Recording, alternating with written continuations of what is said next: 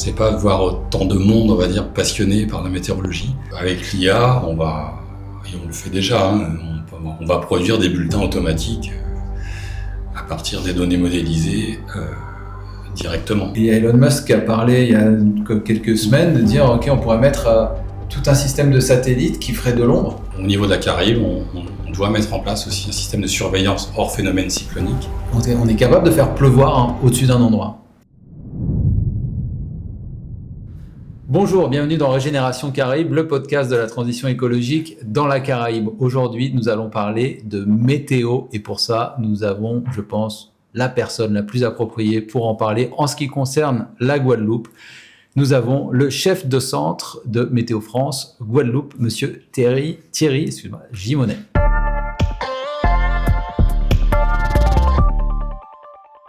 Bienvenue. Oui, bonjour. Alors Thierry, déjà merci d'avoir trouvé le temps de venir dans l'émission parce que c'est vrai que j'imagine que tu as un emploi du temps bien chargé avec toutes les responsabilités qui t'incombent. Est-ce que pour commencer, tu peux nous dire rapidement en quoi consiste l'activité de Météo France en Guadeloupe ? Alors notre mission principale, comme c'est le cas d'ailleurs un peu partout pour Météo France, c'est la sécurité des personnes et des biens. Donc, bien sûr, c'est d'alerter la population. Et notre principal client institutionnel, que sont les préfectures, donc ici la préfecture de Guadeloupe, la préfecture de Saint-Martin et de Saint-Barthélemy. Donc, c'est d'alerter ces institutionnels et la population d'un danger météorologique qui pourrait intervenir dans les heures qui viennent. Ouais. Et donc pour ça, vous avez un centre de surveillance, j'imagine. Moi, c'est l'aspect technique qui pique ma curiosité. On voit sur quelques endroits dans les grands fonds, il y a des radars. On nous dit c'est les radars Météo France. Comment ça fonctionne ? Vous avez, j'imagine, des... Oui, alors effectivement, tu as raison. Et pour faire de la prévision météorologique, il faut d'abord observer ce qui se passe. Donc, on a un réseau de mesure de stations au sol. On a une 60aine de stations répartis sur l'archipel. Ouais. Alors ça concerne aussi toutes les îles, quasiment, jusqu'aux îles du Nord, Saint-Martin et Saint-Barthélemy. Et pour suivre les précipitations, ce qui est très important, effectivement, c'est d'avoir un radar météorologique donc, qui est situé au Moule. Ouais. Pourquoi au Moule ? Parce qu'à l'est, et pouvoir surveiller ce qui arrive de l'Atlantique, ouais. Bien sûr, les ondes tropicales ou les phénomènes cycloniques. Et le radar est très important parce que il permet de détecter bien sûr les fortes précipitations. Et lorsqu'on corrèle tout ça avec les mesures de pluviométrie au sol, on arrive à avoir une bonne répartition spatiale des cumuls de précipitations qui ont impacté, on va dire, l'archipel. Donc c'est un élément important en termes de suivi opérationnel, on va dire, et aussi pour la climatologie, c'est-à-dire ou après coup, après un événement comme la tempête Jerry que nous avons eu récemment, c'est de pouvoir dire spatialement les quantités de pluie qui sont tombées. Qui sont tombées réellement. Alors qu'à juste un pluviomètre, on peut pas en mettre partout des pluviomètres, donc ça suffit pas. Ouais. Le radar, il complète ce réseau de mesures. Ok, avec un radar, vous êtes capable aussi de dire grosso modo combien de pluie est tombée sur le territoire. Oui, tout à fait. Ok, ouais. Ok, c'est intéressant. Et alors pour bien comprendre, c'est qu'en fait, donc il y a des capteurs, il y a le radar, mais il y a aussi des modèles derrière ça, parce que si on parle de prévision, en fait, c'est quand même assez magique quand on y pense, parce qu'on est capable de lire dans l'avenir le temps qu'il va faire. C'est acquis pour tout le monde qu'on se dit mardi prochain, l'après-midi, il va pleuvoir, alors que c'est toute une science qui est derrière ça. Oui, alors la météorologie, c'est une science qu'on dit chaotique. Alors on dit science inexacte, mais moi, c'est pas inexact. On a des chercheurs, des polytechniciens, des normaliens qui sont vraiment très forts dans ce domaine-là. Et c'est vraiment une science, mais c'est une science chaotique. C'est-à-dire, on connaît l'effet papillon. Il suffit qu'un événement qui n'a pas été analysé à un endroit du globe perturbe après la prévision qui a été faite auparavant, bien sûr, parce que ça n'a pas été pris en compte dans la prévision. En fait, la météorologie, c'est une grande famille au niveau mondial. C'est-à-dire tous les services météorologiques de tous les pays communiquent ensemble pour fournir ces observations. Parce qu'il s'agit, pour faire une prévision, c'est d'avoir toutes ces informations, toutes ces observations à un instant donné, fixe. Donc, on va dire toutes les 3 heures, toutes les 6 heures, on récupère toutes les observations faites aussi par les satellites, par des bouées en mer. et ça rentre dans un modèle de prévision. Lui, il a ses données, ce qu'on appelle initiales, qui va initier la prévision, et après on va extrapoler, grâce à des équations physiques et mathématiques, on va extrapoler vers une prévision sur les prochaines heures, les prochains jours. Voilà. C'est fou, donc c'est en gros en fonction, j'imagine, des courants d'air, de la direction des vents, etc. Vous faites des projections de... Oui, il faut pouvoir analyser une tempête à tel endroit, une cellule orageuse à tel endroit, etc. Ouais. Et ensuite prévoir son évolution dans le temps. Ouais. Et c'est compliqué, oui. Et alors, du coup, ça m'amène à d'autres questions, parce que forcément, nous, en France, on fait ça, mais là, on est la France très éloignée, les Outre-mer. Là, tu me disais un petit peu avant l'émission qu'il y avait l'équivalent de la cellule en Martinique, même chose en Guyane. Est-ce que en dehors du réseau français Météo France, vous communiquez aussi avec des autres États, les autres îles autour? J'imagine qu'ils ont aussi leur système, ou est-ce que il y a un seul système, par exemple américain, qui serait utilisé par tout le monde? Comment ça fonctionne? Alors, en termes de système de surveillance, tous les services météo, même en Caraïbes, utilisent des modèles de prévision qui sont d'ailleurs sur Internet.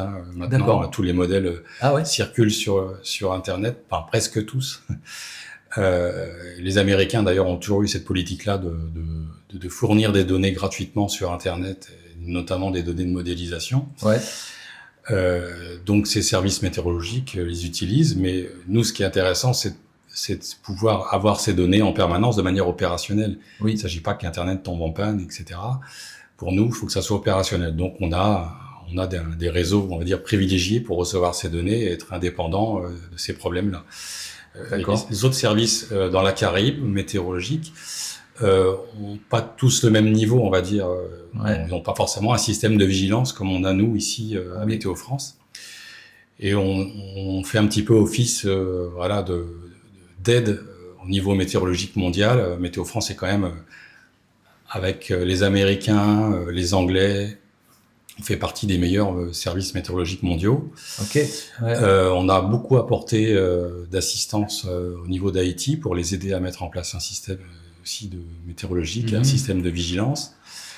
Et bien sûr, au niveau de la Caraïbe, on doit mettre en place aussi un système de surveillance hors phénomène cyclonique, un système de vigilance en partenariat avec les différents services météorologiques de la Caraïbe pour surveiller les phénomènes de forte pluie en dehors de la saison cyclonique. Et donc ça va se mettre en place avec des briefings entre différents territoires là pour surveiller les phénomènes aussi. Donc c'est un grand partenariat, pas seulement dans le cadre cyclonique avec les Américains du NHC, National Hurricane Center, avec qui bien sûr on communique beaucoup lorsqu'il y a un événement, mais ça peut être aussi en dehors de la saison cyclonique.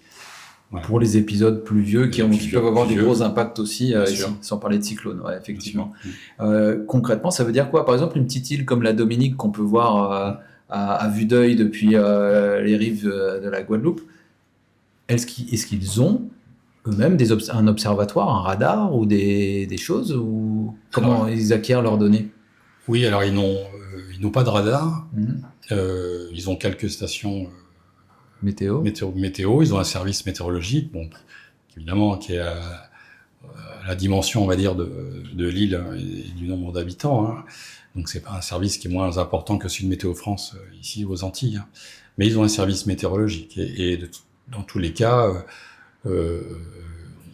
on s'apporte mutuellement assistance s'il y a besoin. Il y a besoin d'informations météorologiques. L'information météorologique entre services est libre, bien sûr. D'accord. Voilà. Pour les phénomènes de question de sécurité des personnes et des biens, en tout cas. Ouais, d'accord. Et à l'inverse, est-ce qu'il y a un pays, par exemple, je sais pas, la République dominicaine ou Trinidad, je pense aux pays qui sont plus gros dans la Caraïbe, qui ont des systèmes, ou Cuba peut-être même, des systèmes qui sont plus avancés que les autres, ou qui amènent vraiment des informations qui sont pertinentes pour Météo France, justement? Oui, alors le Cuba notamment ont des très bons prévisionnistes. Ils ont un très bon niveau en météorologie. La République dominicaine a aussi un service météorologique, des Tobago bien sûr. Alors à différents niveaux, ils ont à Cuba il y a des radars.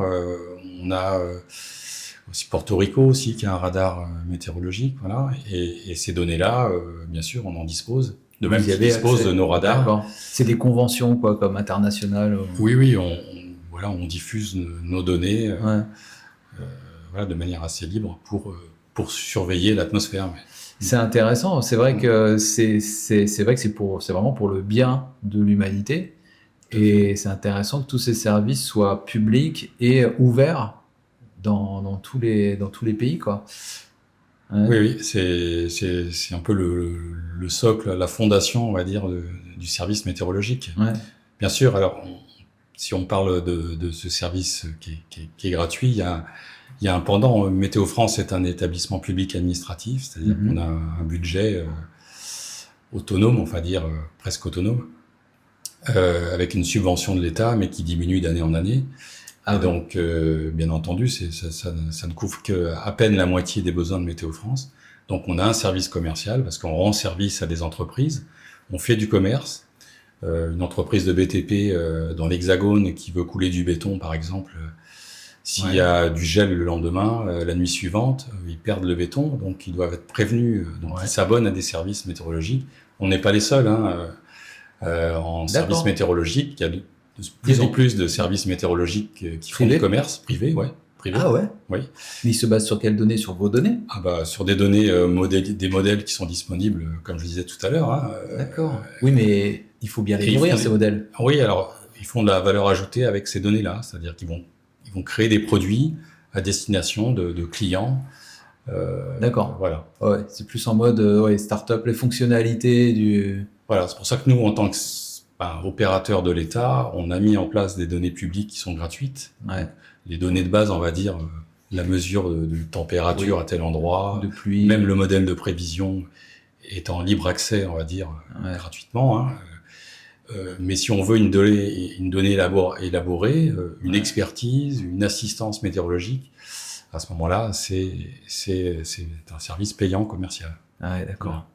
Et d'accord. Et alors, quels sont, alors là, tu as cité typiquement prévision ponctuelle spécifique sur un lieu donné pour une entreprise. Quels sont les autres types de services que vous offrez? Alors, bien sûr, on ne fait pas que de la météorologie, on fait de la climatologie, puisque toutes ces données que l'on mesure vont rentrer dans des bases de données. Et c'est à partir de là, quand on regarde l'évolution de ces paramètres-là dans le temps, qu'on va pouvoir faire de la climatologie. Et le changement climatique, c'est observer une période climatique de longue durée. Le climat, on regarde généralement sur les 30 dernières années pour dire comment est le climat. Et les projections climatiques vont aller jusqu'à la fin du siècle pour donner on va dire une vision de ce que pourrait être le futur. Donc notre mission première aussi, c'est d'avoir la mémoire du climat et de pouvoir dire, vous voyez, scientifiquement, la température elle augmente depuis de nombreuses années maintenant, depuis le début de l'ère industrielle, pour une question de rejet de gaz à effet de serre lié à cette activité industrielle. Voilà. Et ça, on le voit très nettement dans l'évolution partout dans le monde avec ces données qu'on a archivées, mis en base de données. Ouais, donc là tu nous entraînes sur un sujet vraiment qui est central que je voulais aborder, l'aspect changement climatique. Vous êtes aux premières loges, quelque part, effectivement, parce que vous avez toutes les données. Sur spécifiquement les Antilles, alors moi je me suis souvent posé la question parce qu'ici, dans le cadre des activités de Philao, ingénieur conseil, on fait des modélisations pluviales. Donc on va essayer d'estimer une pluie décennale. Et là, quand je vais estimer une pluie centennale, je me dis une pluie centennale, donc pour les gens qui ne savent pas, c'est une pluie qui arrive une fois tous les 100 ans, statistiquement. Mais on ne mesure pas la pluie depuis 100 ans en Guadeloupe. Donc, à partir de quand on a commencé vraiment à avoir des données locales, spécifiques aux Antilles? Alors, effectivement, là on parle de statistiques. C'est-à-dire que si on veut arriver à faire une pluie centennale, effectivement, il faut avoir suffisamment de données.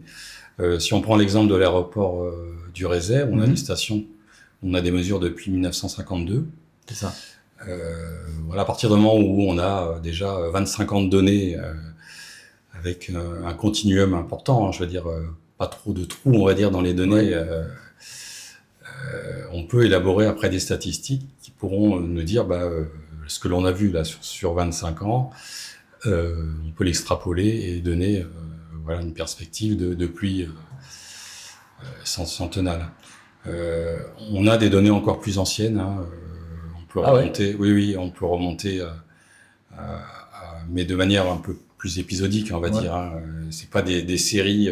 Oui, c'est tel événement, il y a eu telle quantité d'eau qui est tombée. Oui, voilà. Ouais. Et si on veut une série vraiment qu'on peut statistiquement travailler, il n'y a pas beaucoup de stations, effectivement. Même si maintenant on en a un certain nombre, il va falloir attendre un peu pour donner, on va dire, des statistiques valables. D'accord. Donc tu commençais à nous parler de changement climatique. Avec les données qu'on a, on arrive du coup à se projeter, à faire des modèles. Alors là, pour le coup, c'est des modèles ultra compliqués parce qu'ils prennent en considération la composition de l'atmosphère, j'imagine plein d'autres choses aussi, notamment peut-être aussi la position de la Terre par rapport au Soleil, ces choses-là. Non, je sais pas, je suis pas expert là-dedans. Oui, il y a les aspects astronomiques, mais il y a tous les aspects d'interaction entre l'atmosphère et le sol, ce qui peut se passer au niveau du sol et qui est rejeté dans l'atmosphère. On va parler de l'effet serre, bien sûr. L'interaction entre les océans et l'atmosphère, qui sont un paramètre hyper important, avec 70% de surface maritime. C'est forcément une influence très importante sur le climat. Donc les phénomènes dont on entend parler, El Niño, La Niña sur le Pacifique, ont une répercussion au niveau mondial sur l'évolution de la température notamment, mais aussi sur les précipitations. Donc c'est énormément de paramètres et d'interactions qu'il faut prendre en compte dans ces modèles climatiques. Et donc pour faire des projections déjà, on va dire scientifiques, sur l'évolution de tous les paramètres, notamment de la température, voir si ce réchauffement se prolonge et dans quelles conditions. On peut regarder les précipitations, bien sûr, le vent, on peut regarder un certain nombre de paramètres, le rayonnement solaire. Et donc on est capable de dire, grosso modo, alors aussi comme tu me le disais tout à l'heure, il faut prendre en considération les prévisions de rejet dans l'atmosphère qu'on va faire, donc c'est forcément des scénarios, mais en fonction de ces scénarios, on est capable de dire sur des zones spécifiques, notamment sur les Antilles par exemple, quelles vont être les tendances dans les prochaines 50 années, voire fin du siècle. Oui. Est-ce que tu peux nous dire qu'est-ce qui va se passer? Oui, alors, comme je disais, pour ça, il faut avoir une histoire avant pour dire ce que sera le futur. Donc là, on voit déjà sur ces dernières, on va dire, décennies, qu'on a une augmentation de la température de 0,3 degrés par décennie. La température augmente. Et la température nocturne augmente plus vite que la température diurne de journée. D'accord. Donc l'écart entre ce qu'on appelle l'amplitude thermique quotidien, la différence de température entre le mini et le maximum, diminue. Donc ça, c'est pas une très bonne nouvelle. Par exemple, si on considère le monde agricole, la floraison, elle a besoin d'une amplitude thermique, un écart important entre la température minimale et la température maximale. Donc si cette amplitude thermique diminue, on va pas favoriser la floraison. Donc ça va être un problème pour le maraîchage de manière globale, pour la Guadeloupe. Donc ce que l'on voit, c'est que ces températures minimales et maximales augmentent régulièrement depuis très longtemps déjà.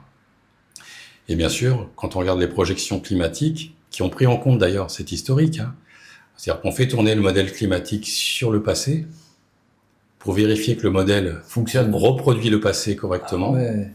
Et ensuite, on fait une projection dans le futur. Donc, une fois qu'on a vu qu'il est bon dans le passé, on regarde la projection climatique future. Et là, on voit que la température va continuer à augmenter. Et à l'horizon 2080, c'est plus 3 degrés pour la température diurne et plus 3,5 degrés sur les températures nocturnes.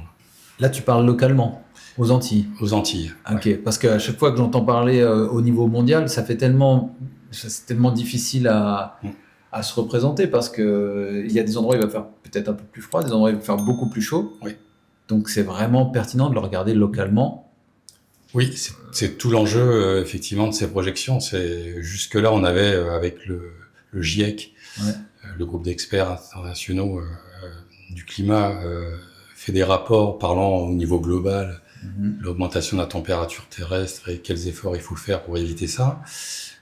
Là, il a fallu faire des projections climatiques et avoir une résolution spatiale qui soit suffisante, avec une précision plus importante pour traiter des petits territoires comme l'arc antillais.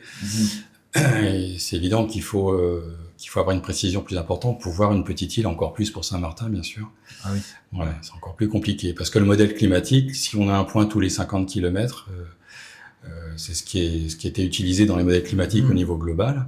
Si on regarde un point tous les 50 km, on va pas voir la Guadeloupe, on va avoir juste une mesure projetée, on va dire. Oui. Donc là, il a fallu descendre à 15 km dans les dernières projections qu'on avait fait, en 2015-2016, et pouvoir aussi voir les phénomènes cycloniques dans le futur, quelle évolution ce serait. Ah bah oui, forcément, parce que c'est vrai que sur un grand continent, tu as un maillage, alors que là, on est sur des îles séparées par des kilomètres d'eau. Voilà. Et donc, forcément, ton maillage, il est... Voilà. Au niveau technique, c'est une descente d'échelle, c'est-à-dire on passe d'un modèle de grande échelle à un modèle de petite échelle. Ouais.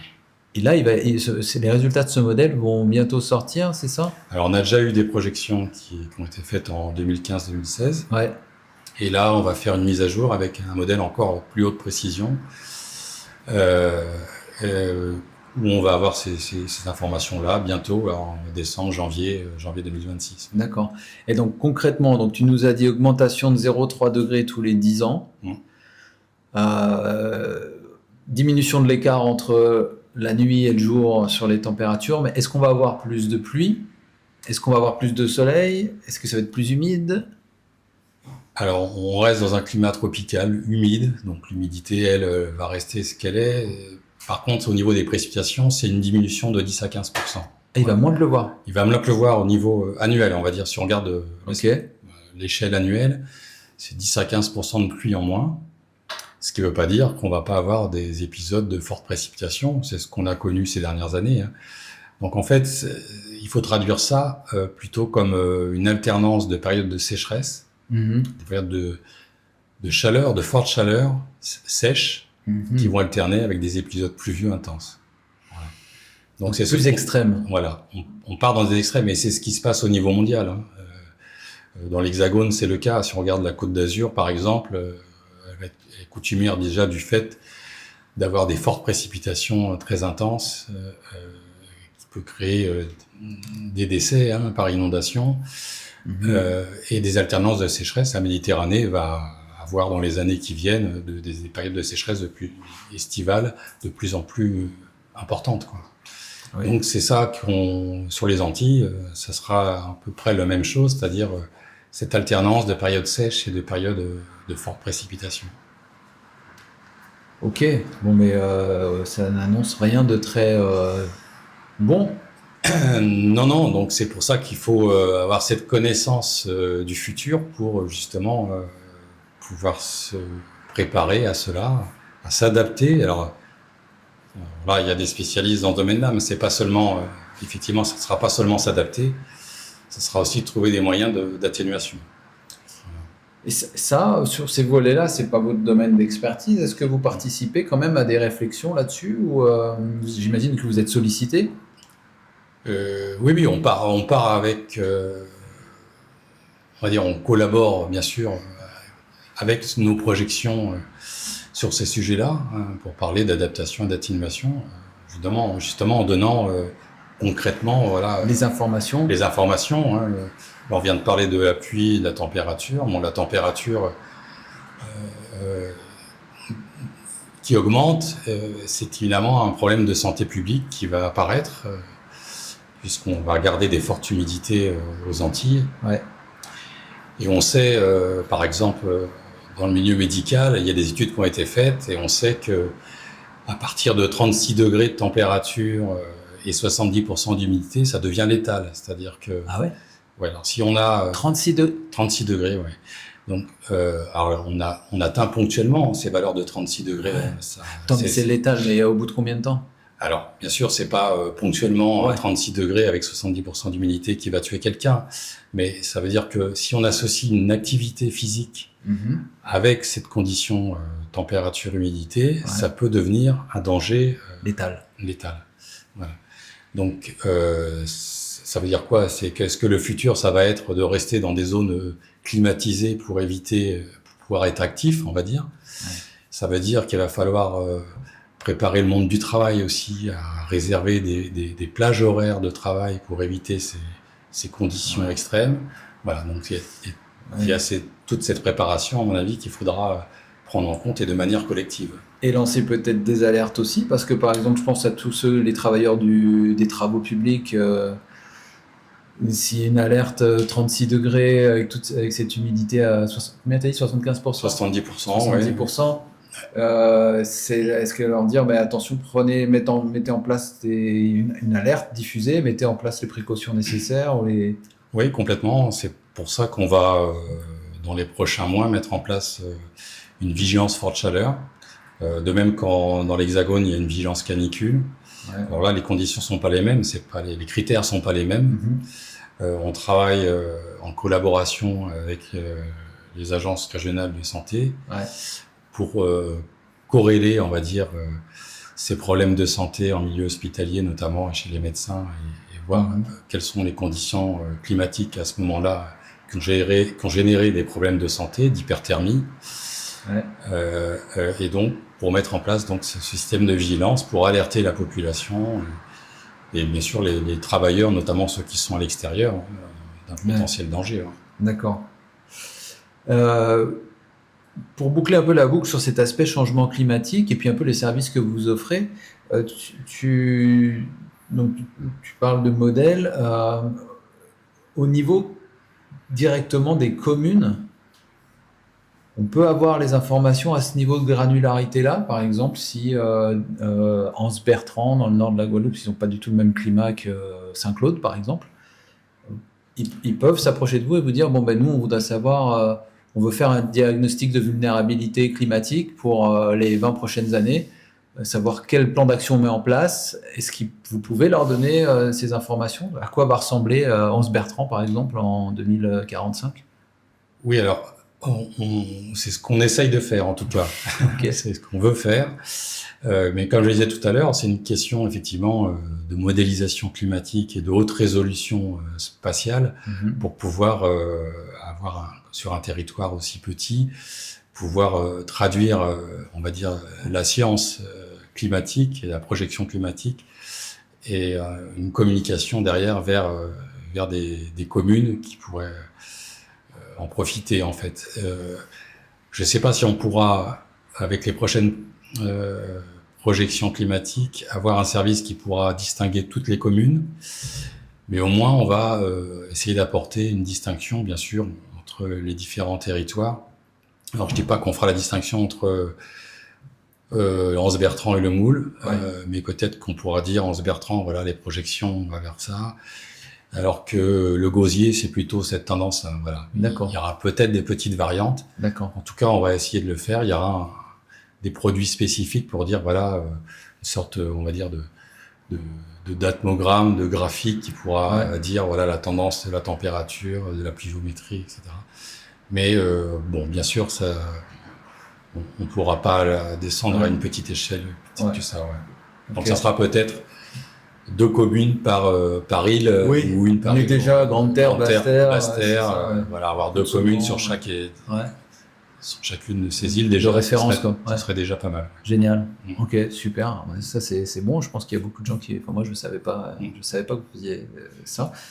Et alors, il y a aussi le rôle. On en parlait évidemment parce que là, on parle du climat de manière générale et les prévisions, mais il y a aussi votre rôle. On va dire, de sécurité publique par rapport aux risques naturels, notamment et surtout les cyclones. Alors tu me disais un petit peu avant que vous avez une responsabilité spécifique ici, aux Antilles, par rapport à la préfecture, qui n'existe pas en Hexagone. Tu peux nous en dire plus là-dessus ? Oui, alors on est organisé un petit peu différemment en termes de services de prévision en Outre-mer par rapport aux prévisionnistes dans l'Hexagone. Dans l'Hexagone, on a énormément centralisé le service de prévision. Donc, il y a un grand centre à Toulouse. Et après, quelques régions avec des prévisionnistes aussi qui regardent de leur région. Voilà. Et c'est des briefings entre eux, on va dire. Et en fait, on sort après une prévision nationale. Voilà. Mais chaque prévisionniste n'a pas la main spécifique sur le déclenchement d'une vigilance. Ouais. C'est ce que nous avons ici. C'est une particularité, par exemple, en Guadeloupe, où le prévisionniste va déclencher cette vigilance de niveau jaune, qui est le premier niveau de danger, notamment pour les fortes pluies, mais pour les autres paramètres aussi. Puisque là, il faut surveiller l'atmosphère 24 heures sur 24. Nous avons des prévisionnistes qui se relaient toutes les 12 heures. On a toujours quelqu'un qui est là en permanence et qui surveille l'atmosphère. Ouais. Mais aussi en liaison avec nos collègues qui sont en Martinique, notamment lorsqu'il y a des phénomènes cycloniques, pour bien avoir connaissance des événements à court terme et d'un impact potentiel sur le territoire. Donc il va déclencher une vigilance de manière, une responsabilité qui le dénote un petit peu de ses collègues qu'il y a dans l'Hexagone. Donc pour un prévisionniste, c'est intéressant de pouvoir avoir cette main sur la vigilance, voilà. Ouais. Sachant qu'après, pour les niveaux supérieurs, bien sûr, après on va rentrer dans des considérations de gestion de crise, des gestions de crise avec les préfectures. Oui. Donc c'est plutôt l'encadrement. Donc là, dès qu'on passe en vigilance orange ou rouge, là c'est le préfet qui prend la main, mais j'imagine sous votre conseil. Oui, alors c'est nous qui déclenchons ce stade, on va dire pour la vigilance qu'on appelle multiparamètres, c'est-à-dire forte pluie, vent. Ouais. Les vagues submersion. On va prévenir la préfecture, le service de sécurité de la préfecture, qu'on passe à un niveau de vigilance. Ah, pas juste le jaune, donc vous sous les niveaux jusqu'au rouge. On passe en orange, et lorsque ça devient préoccupant, ils préviennent bien sûr le préfet ou le directeur de cabinet, pour après arriver en cellule une cellule opérationnelle départementale. Voilà. Ouais. Mais donc, c'est lorsqu'on a un phénomène cyclonique que là, le préfet, effectivement, c'est dans le plan Orsec, c'est le préfet qui, lui, prend la main sur les décisions de déclenchement des vigilances cycloniques des stades, sur notre expertise, bien sûr. D'accord. Mais la vigilance météorologique classique, on va dire, du quotidien, c'est Météo France qui prévient la préfecture qu'on passe à un niveau. C'est pas une décision préfectorale. Oui, c'est ça, contrairement à ce que beaucoup de gens pensent. Voilà. Donc, c'est scientifique, c'est basé sur des analyses. Vous dites, OK, là, on est à tel niveau... Complètement. Voilà. Okay. Après, bien sûr, en vigilance cyclonique, le préfet, lui, il a forcément son mot à dire, puisque si on passe en rouge cyclone, c'est l'arrêt d'activité économique, donc ça ne va pas se décider n'importe quand. Il faut on ferme l'aéroport. L'aéroport a son mot à dire. Quand est-ce qu'on peut fermer ? Donc ça, c'est ce que tu appelles la gestion de crise. C'est la gestion de crise. C'est le préfet qui se coordonne avec les différents opérateurs et services de l'État, ou on va dire le milieu commercial et activité économique de l'île qui pour prendre la décision au bon moment. Mais nous, on dit le phénomène arrive à telle échéance, il va falloir prendre une décision. Voilà. Super intéressant. Et tu étais là, du coup, ça me rend curieux sur ce qui se passe pendant une crise. Tu étais là pendant les événements cycloniques, Irma, Maria. Alors, non, je suis arrivé le mois d'après. Ah bon. Voilà, okay. Mais j'ai pris la suite, des conséquences en fait. Voilà. Non, par contre, moi j'étais là pour gérer la tempête Fiona en 2022. Ouais. Qui a fait quand même beaucoup de dégâts. Voilà, l'ouragan Tammy en 2023, la tempête Philippe en 2023. Ouais. Donc, qui ont donné des vigilances rouges de fortes pluies. Ouais. Qu'est-ce qui se passe dans ces moments-là ? Vous êtes tous mobilisés. Est-ce que, par exemple, toi, personnellement, tu es mobilisable en plein week-end il faut aller sur le pont Ah oui, c'est une astreinte. D'ailleurs, on est d'astreinte cyclonique de juillet à octobre. On ne peut pas quitter le territoire. Donc, on est là pour... Ok, vous ne pouvez pas quitter le territoire. Non. Dès juillet ? Dès juillet, oui. Et ça s'arrête début novembre ? Ça s'arrête en octobre, fin octobre. Fin octobre, ok. Ouais. Ah, moi, pourtant, Là, statistiquement, pour la Guadeloupe, en tout cas, enfin, et les îles du Nord, l'impact, c'est entre le 15 août et le 15 octobre, les plus forts événements. Mais il peut y en avoir au début novembre. Voilà. Mais on ne peut pas quitter le territoire sur cette période-là. On doit être là pour répondre aux autorités et assurer ce suivi. Ok. Voilà. Vous êtes combien en Guadeloupe? On est 25. Ah oui, quand même. Oui, 25. Mais comme je disais tout à l'heure, il y a du matériel d'observation à maintenir. Donc, il faut 4 ou 5 personnes en équipe de maintenance pour assurer la maintenance des équipements. Il faut une équipe informatique, une équipe administrative, une équipe de prévisionnistes, des climatologues et puis un encadrement. Voilà. Donc, j'imagine, avant de venir en Guadeloupe, tu as fait une carrière de météorologue chez Météo France. Quelle est la chose qui t'a le plus surpris dans ton métier, la chose à laquelle tu t'y attendais pas, ce plus surpris, moi, ce qui m'a le plus surpris, c'est cette vocation pour ce métier, en fait. Je pensais pas voir autant de monde, on va dire, passionné par la météorologie. Il y en a quand même un grand nombre. On rentre pas à Météo France par hasard. Alors certes, ça peut être de manière scientifique. On est intéressé par la science, mais pas forcément spécifiquement la météorologie. D'ailleurs, les concours d'entrée, c'est une sélection de scientifiques qui passent plusieurs concours d'ailleurs et qui dit je suis sélectionné à Météo France. C'est pas forcément le premier choix. Mais au final, on s'aperçoit qu'il y a quand même beaucoup de passionnés qui aiment beaucoup la science météorologique. Comment on devient météorologue? C'est quoi les études pour devenir météorologue? Alors les études, déjà la voie, on va dire royale, c'est un bac scientifique forcément. Après, c'est un cursus universitaire ou une prépa maths, physique, et après des concours d'entrée à Météo France. Donc on apprend la météo chez Météo France? Oui. Avant ça, vous apprenez à faire des mathématiques de haut niveau, de la modélisation, enfin tous les aspects scientifiques, de la physique, j'imagine, mécanique des fluides, toutes ces choses-là? Alors on apprend à Météo France. D'accord. Voilà, il y a 3 ans d'études en formation d'ingénieur à l'école météorologique à Toulouse. D'accord. Ok, c'est l'école météorologique de Météo France. Et vous faites pas de recrutement aussi, j'imagine, autre que il doit y avoir d'autres postes fonctions qui ne nécessitent pas forcément d'être passés par cette. Alors non, il y a le corps administratif qui est d'ailleurs un corps commun avec l'aviation civile. Ah ouais, d'accord. Voilà, donc des administratifs de différentes catégories, A, B, C aussi, comme fonction publique, qui se partagent entre l'aviation civile et Météo France. Ok. Donc ils viennent à Météo France, ils repartent à l'aviation civile en fonction des mutations. D'accord. Selon leur envie. Ok. Et vous formez des étrangers du coup, parce que tu disais qu'il y avait des. Oui. Oui, l'école nationale de météorologie à Toulouse reçoit des météorologues d'autres pays. On a énormément formé des pays du Maghreb notamment, Haïti, j'en parlais tout à l'heure, c'était une coopération aussi de longue date, et d'autres pays. On a aussi une filiale qui est Météo France International, et on a installé des systèmes opérationnels météorologiques dans d'autres pays, en Indonésie par exemple. Ah ouais, d'accord. En formant les gens pour s'en servir. En formant les gens, en installant des systèmes informatiques et des systèmes typiques des logiciels météorologiques. Oui,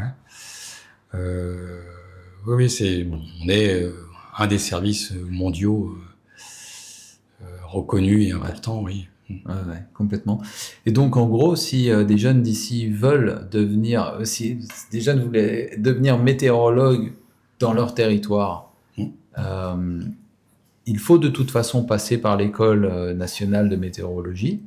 Et ensuite, j'imagine qu'après, c'est des placements de personnes, c'est un service public, donc vous êtes affecté, ça doit être des demandes de mutation. Oui, c'est ça, c'est le principe des mutations.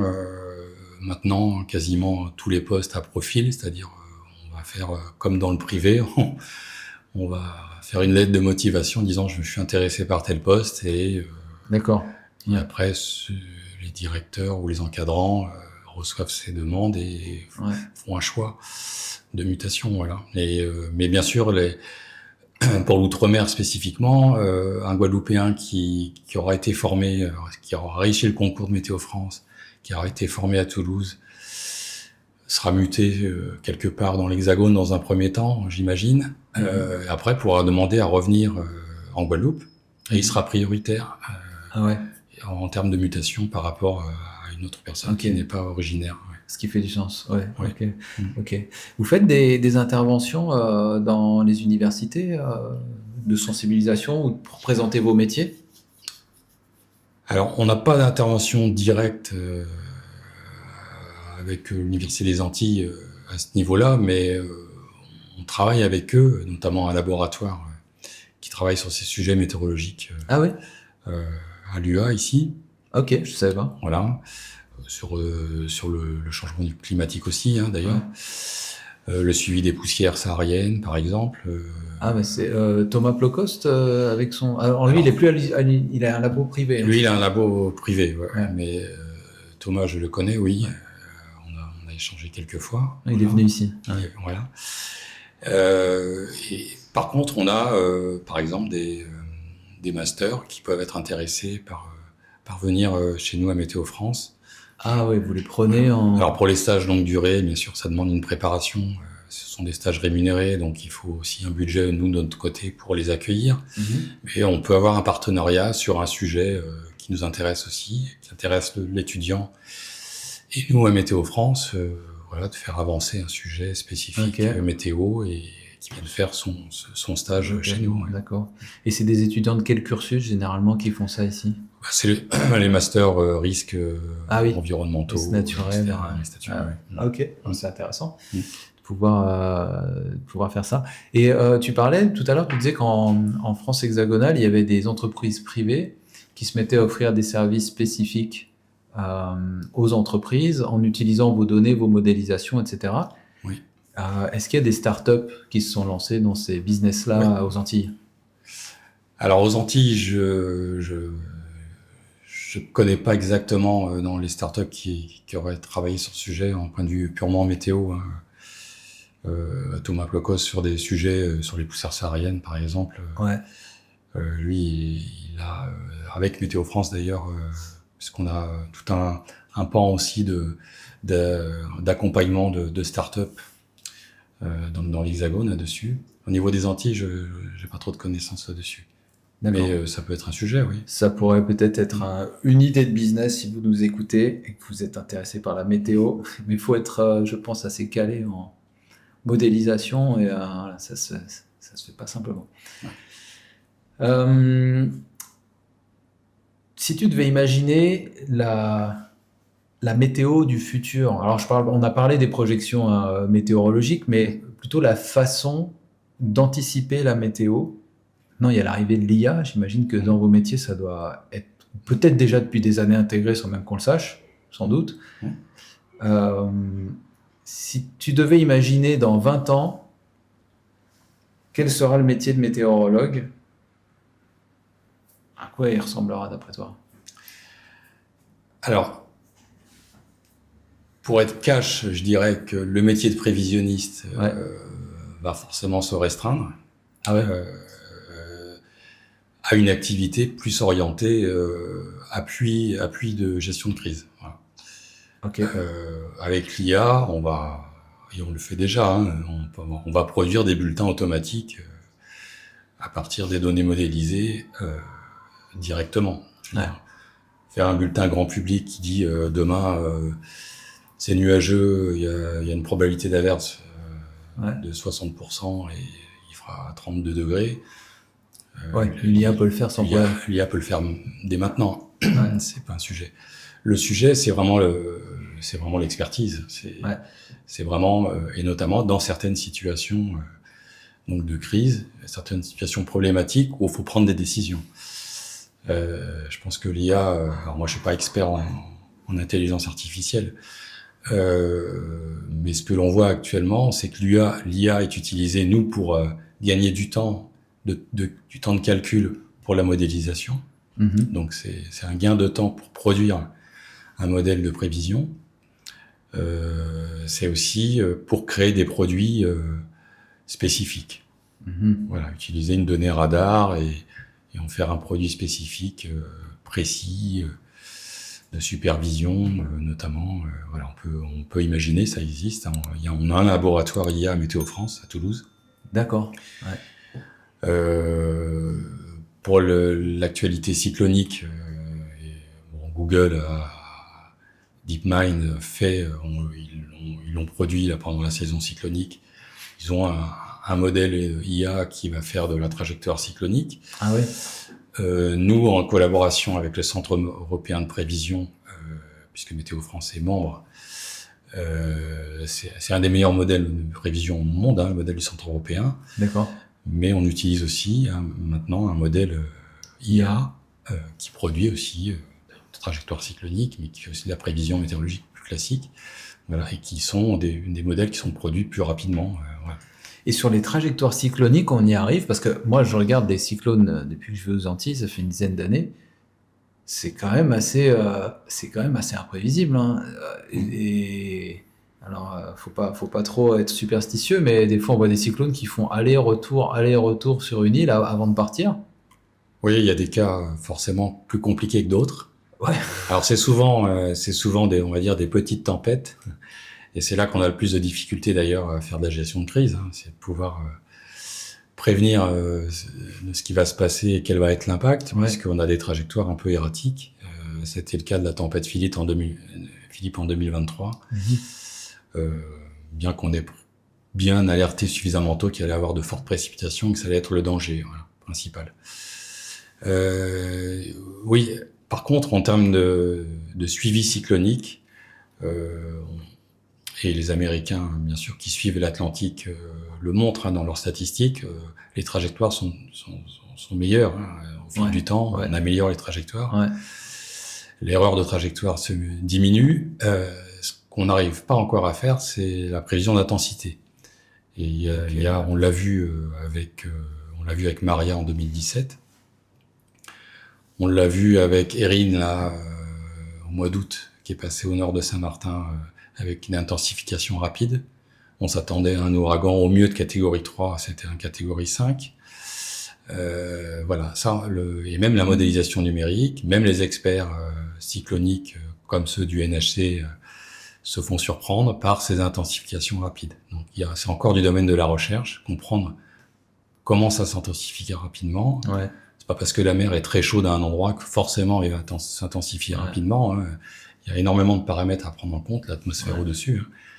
La mer, c'est un carburant, mais c'est tout en fait. Ouais, mais ça alimente. Ça alimente, voilà, en termes d'énergie, en termes de chaleur latente. Mais c'est toute la structure de l'atmosphère au-dessus qui a un impact. Voilà. Ouais. Donc il y a encore beaucoup de progrès à faire sur l'intensification de ces phénomènes, de ces ouragans. Par contre, quand on a un ouragan qui approche, la trajectoire, en général, on n'a pas trop d'inquiétude sur sa trajectoire. Ouais. Il y a une question que je voulais te poser, parce que on en entend beaucoup parler, c'est la manipulation du climat. Oui. À Dubaï, par exemple, ils sont capables de faire de la pluie au-dessus de leur désert. Des fois, ça part hors de contrôle. Je crois qu'il y a eu des grosses inondations. Comment ça marche? Puis, je crois qu'il y a des brevets qui ont été déposés là-dessus. On est capable de faire pleuvoir au-dessus d'un endroit. Oui. Oui, alors ça, c'est quelque chose qu'on connaît depuis très longtemps. Okay. Pour faire pleuvoir, un nuage, c'est d'avoir des gouttelettes d'eau. Mais pour avoir une gouttelette d'eau qui tient dans l'atmosphère et qui se constitue surtout, c'est d'avoir un noyau de condensation. Ouais. Donc bien souvent, c'est de la poussière, c'est de la poussière du Sahara, par exemple. Ça constitue un noyau de condensation où la vapeur d'eau va se focaliser dessus et on va avoir une gouttelette d'eau. Ouais. Donc, et après, elle va grossir en fonction des courants, du vent, etc., former un nuage avec la condensation, la température diminue, ça se condense, et ça fait un nuage. Ce qu'on sait faire, c'est que, et c'était très utilisé dans le sud-ouest de la France, pour éviter la grêle, c'était d'envoyer dans l'atmosphère du iodure d'argent. Alors, Et comment on l'envoie? Alors, on peut utiliser une fusée depuis le sol, voilà, qui va éclater dans le nuage et disperser du iodure d'argent, qui va être un favorisateur, on va dire, de noyaux de condensation, et qui va, les grosses gouttelettes vont devenir plein de petites gouttelettes. Voilà. Et donc, la grêle, au lieu d'avoir une formation de grêle, on va détruire cette formation de grêle avant qu'elle se forme. Ça va faire pleuvoir avant qu'il grêle, en fait.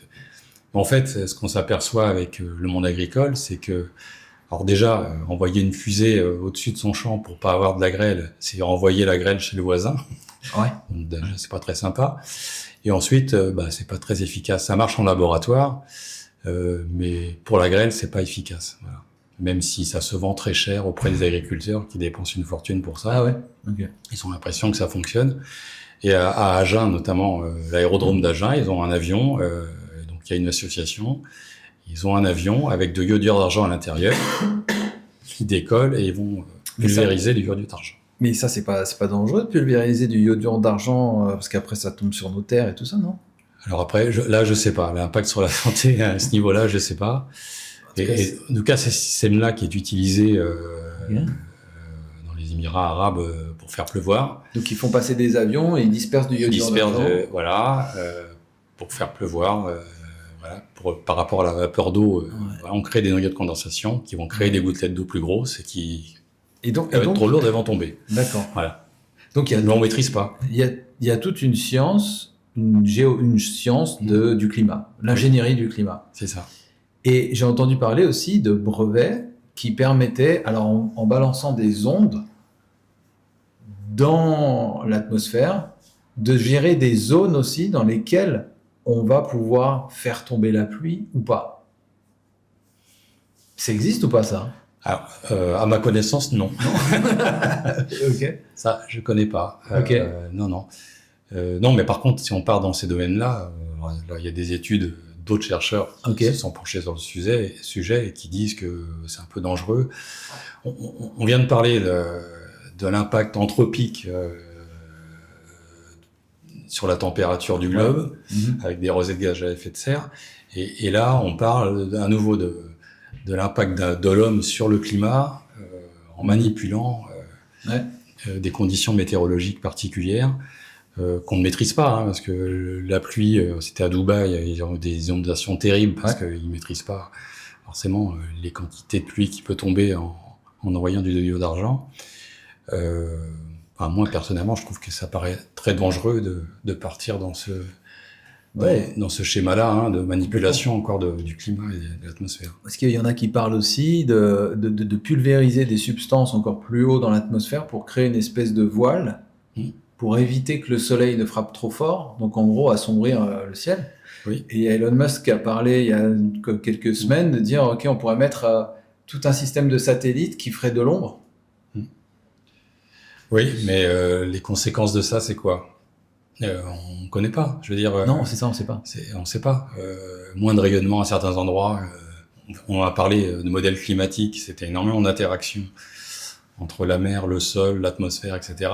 Quelles sont les conséquences de cette modification de rayonnement solaire? On ne sait pas. Voilà, on ne sait pas.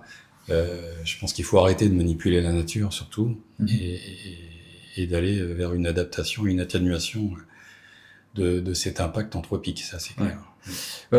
L'idée la plus intuitive, c'est de se dire, à la base, la Terre est bien faite, il y a des plantes qui consomment le CO2, il y a des océans aussi qui le consomment, il y a tout un système, il y a un cycle du CO2 comme il y a un cycle de l'azote, et si on arrive à restaurer un équilibre dans la biodiversité, etc., les choses vont avec le temps probablement se replacer d'elles-mêmes, plutôt que de vouloir encore recréer par nous-mêmes, mettre des pansements à droite et à gauche qui vont finir en déchets et qui vont... Oui, on a créé un déséquilibre, on va pas recréer un autre déséquilibre qui se superpose et dont on maîtrisera encore moins. Oui, je pense qu'il y a des moyens avec des puits de carbone, il y a des solutions pour essayer effectivement d'atténuer cet impact de gaz à effet de serre. Excellent. Si tu avais je sais pas, un conseil ou un mot à donner à ceux qui nous écoutent ici aux Antilles par rapport au climat, aux années à venir, ça serait quoi? Un conseil, alors effectivement, on parlait de changement climatique, et dire oui, bon, on rejette trop de gaz à effet de serre. On va dire que nous, à l'échelle des Antilles, si on arrête d'utiliser on va dire, du carbone, on va régler le problème. On va pas régler le problème à nous tout seuls. Mais il faut pas oublier que on est embarqué sur la même planète, que c'est un effort collectif à faire. Donc je pense que même nous, au niveau des Antilles, on pourrait contribuer à diminuer ces rejets de gaz à effet de serre. On a pour l'instant que 30% d'énergie renouvelable dans le mix électrique. Je pense qu'il faut continuer ces efforts-là. Et puis rien que pour la santé, hein, je veux dire, avoir un air aussi meilleur. On sait que la poussière saharienne, on ne va pas s'en débarrasser et c'est un problème de santé publique aussi. Donc déjà faisons avec ces problèmes-là et essayons, je veux dire, de diminuer notre part de rejet de gaz à effet de serre. Voilà. Excellent. Merci beaucoup Thierry. C'est sur ces derniers mots qu'on va se laisser. Si les gens veulent avoir plus d'infos sur les modèles Météo France, enfin tout ce que vous faites, c'est sur le site, tout est en ligne, hein, c'est public, c'est ouvert. Oui, on a un site spécifique Guadeloupe, météofrance.gp, et qui relaie aussi vers notre site, plusieurs sites au niveau national avec de la documentation, bien sûr, des explications sur notre métier, sur la science météorologique. Ouais. Voilà. Et si jamais vous voulez des données plus précises, spécifiques à votre secteur d'activité ou votre lieu géographique, ils peuvent s'adresser directement à vous pour des données peut-être de l'achat de données spécifiques. Enfin, vous vendez des services aussi spécifiques sur mesure. On rend des services et on vend aussi des services. Voilà, bien sûr, on peut nous contacter pour tout besoin. Excellent. Merci beaucoup Thierry. Merci. Merci à tous d'avoir suivi cet épisode jusqu'à sa fin. Abonnez-vous à la chaîne pour ne pas rater les prochains contenus et continuez de poser vos questions et d'interagir sur les réseaux. C'est ça qui nous anime le plus. À bientôt. Régénération Caraïbes, le podcast.